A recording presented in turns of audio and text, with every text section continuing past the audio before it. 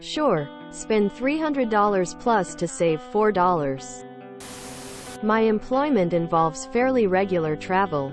My employer has pre-approved rates with hotels. But occasionally due to availability that rate may not be available. In that case, you simply get individual approval from a high-level supervisor for the increased amount. I had to travel when there were a number of events going on. So our approved rate wasn't available. I made multiple calls to the hotel, as it's one I've stayed at frequently. They agreed to drop the rate to just $4 above our approved rate. Great. I emailed my direct supervisor and the person I needed approval from. Shocker. My employer wouldn't approve the higher rate. They informed me that I needed to obtain the approved rate, and suggested I stay at a place I was nearly guaranteed to get bedbugs. Wasn't going to happen, but they told me just to find anywhere that would accept our rate. Cue malicious compliance. I called another hotel in a touristy area nearly 2 hours from where I needed to be. I stayed at this property frequently, and they were more than happy to meet our approved rate. The kicker, because it's in a high-demand location, the approved rate was nearly double the rate of the previous hotel. Additionally, my meal allowance was also significantly higher. The most costly part to my employer is that because I now had a 2-hour drive one way, they had to pay me 4 hours of overtime on top of the other travel costs.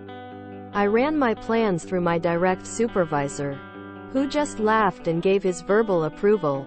Because everything was at the approved rate, it was all approved automatically.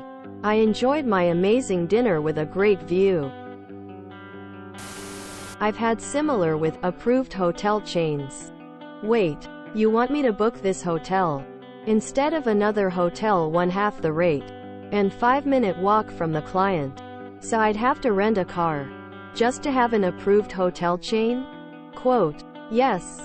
Forwarded that to the CFO. The travel company's contract was up for review and it was not renewed. We have an equally idiotic hotel policy. We must book through our agent. Who books hotels through someone else? Why, you might ask? Because the third-party booking gives the company a 10% rebate. Slang for kickback. So often we get to the hotel and find a much better one across the street. We go in and ask about rates. Turns out they are sometimes much cheaper than the booked one. We cannot change hotels. Our agent and CFO will blow a gasket if we do. We can get written up and even fired if we do it anyway. Turns out the kickback goes directly to the CEO. I worked at a company that had workers travel and stay at motels in order to work at landfills and other hazardous cleanup sites. They had such a problem with drinkers being caught in the company truck. They began making sure there was a liquor store or bar near the motel within walking distance. One guy drove to a bar, got very drunk, and on the way back to the motel, he stopped at a gas station to buy cigarettes. He locked the keys inside the truck while it was running, and walked the few blocks left to the motel. Didn't show up for work. Slept through his alarm. And when the morning shift came on at the gas station, they called the company name on the door of the truck, and corporate called the local supervisor to go get the truck with his spare key. It was still running many hours later until the soup showed up with the spare key. When I traveled, I was told, here's your flight. Here's your hotel. Both are prepaid. When you get back, submit an expense report for luggage fees, travel to, from the office, and food. I'd hand in a neat pile of receipts sorted by date and input the total into the expense report system. 2 days later, direct deposit for the entire amount, and as a bonus I got Amazon points. Had the same experience. Frequently traveled to a town to attend a site with just locals. And me. Stayed at a nice little B&B a block and a half from the site. Walking distance. For $40 per night. After 3 years of this being approved, it suddenly wasn't. Suddenly I had to stay at a proper hotel which charged $70, as their original price was $100. Bean counters thought they were saving $30 with me staying there. I thought they were losing $30. But then I'm not an economics major. Always crazy when you play the game in the travel system like concur to find what is an auto approved versus exception. I figured out that it was really going based on the available data from your specific search criteria and then policies of the company entered into the travel system. So when I found a flight or hotel I wanted, I just manipulated the search to make sure that it was the best available rate for the selected date, time range. I could usually get something that was an exception that was not the best available rate in one search and then just work the system to show it as best available. Ferengi Rule of Acquisition number 17. A contract is a contract is a contract. But only between Ferengi. Ha did something similar. Rented a room at the requested hotel but they were booked for their standard rooms so I had to get in executive suite 3x the price of the standard rate. Next, they wanted to save money so they refused me to rent a car and had to share with my boss. The problem is we were never at the same location, so Uber it is. $1,500 in Uber taxi rides later. They finally agreed that if I ever travel to just rent a damn car. Same, I live in North Midlands and have many customers on the South Coast. I could drive down 240 miles at 45p £100. Book a hotel £100 and see 2 or 3 at a time. But they won't book a hotel. So, I drive down, drive back the same day. Roughly £200 in expenses.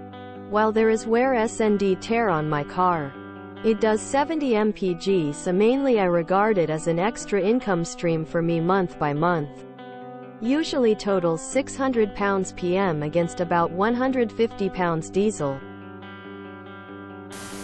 Bala on a budget, but not your own budget. Oh, the joys of the military. I keep trying to plan work trips early and get my purchase requests denied. I only get flights that can be changed.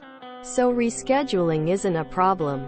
I frequently only get approval at the last minute when flights are sometimes over double the rate from the original purchase request. I also have trouble locking in a return schedule, so I wind up getting 2 last-minute one-way tickets, causing flights for a single trip to shoot up even further. Hey, they obviously don't trust their employees to think, therefore rules must be blindly followed. I've worked under the required booking through a travel agency that always had me in the most expensive hotels at an unreasonable distance from the job site and was encouraged to splurge on food. At this job, me being on site was a huge line item add-on that cost the customer $1,000 per day plus expenses. No, I didn't make a significant fraction of this. I did learn rewards points went to the purchasing manager. So nearly free vacations for somebody. I've worked under the concur thing that had me explaining why I didn't use the preferred providers. On every request you saved $300 on airfare. Right reason you failed to use the lowest cost airline. If you didn't fly Delta, you were automatically not taking the lowest fare regardless of actual costs or if it even landed anywhere near the job site. It was impossible to use any car rental except for the preferred company. So you'd have to triple check the airport you landed in had that brand. Or change your arrival city. We had 3 different hotel brands. But I had job sites that were nowhere near where those brands had a property. No choice but to book with one of the 3 regardless. I traveled very often with this one and usually had 3 exception mini-essays for each trip. You are violating policy. Explain why you think this is valid below. We violated one policy in my department every trip and had a document to copy and paste just for that. I created my own documents to copy and paste for the other two when I found out what worked. I've also worked where I just told the owner I was going to X and how long I would be there. As long as I turned in an expense report and receipts, everything was good. Had no issues with having to spend way too much to adhere to policy with the last method. The others, well, it wasn't uncommon to blow an extra grand on a trip to be cleared to travel. Fun times on company dime. Nice. Might wanna also cross-boast to our tales from the front desk. It is simply stupid that you have to find the place to stay, and I hope they pay you that time of finding Callan and scheduling the hotel's rooms. It baffles me. Damn. I work for a small company. There isn't a policy explicitly on how much you can spend. It's just understood that it needs to be reasonable. I exclusively book with Delta and Hilton and have never had an issue with my expenses. Even when I spend $200 plus on a hotel because I had to travel to a location that was in demand or short notice, I am fortunately not made to stay in motels that could give me bedbugs. I used to have to get my trip and expenses approved before I left, but now I can just book and go. This isn't comparable, but the title reminded me of a Finnish saying. Only a Finn is willing to pay 100 euros just to deny their neighbor from getting 50 euros. Manglement at its finest. If you enjoyed this video, please check out our playlists full of similar content. Epicaricast is like doom scrolling for your ears. Please like, share, and subscribe.